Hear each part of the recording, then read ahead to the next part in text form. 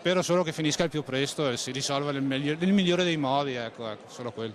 È stata una tragedia difficile da dimenticare, che ti segna per tutta la vita. Ci aveva detto così nell'agosto del 2017 alla manifestazione delle Pro Loco a Venezia Walter Scapol, mentre già pendeva su di lui la richiesta di rinvio a giudizio per la tragedia del Molinetto. Le Pro Loco si erano mobilitate, troppa burocrazia, troppi costi, troppi rischi per chi, pur facendo volontariato, si espone in prima persona.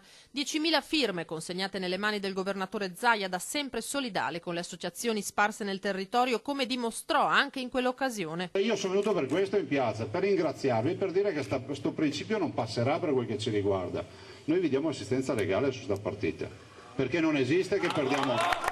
Zaia che accoglie con soddisfazione la notizia della soluzione di Scapol e degli altri 3 imputati. Direi finalmente la fine di un incubo e la fine di quello che è stato un grosso tormento per queste 4 persone, e soprattutto non si fa passare il principio per cui c'è in ogni caso sempre la responsabilità della Pro Loco o del volontariato che si dà tanto da fare per la comunità, e come in questo caso si è ritrovato, e penso al presidente Scapoli, in mezzo a un casino immane.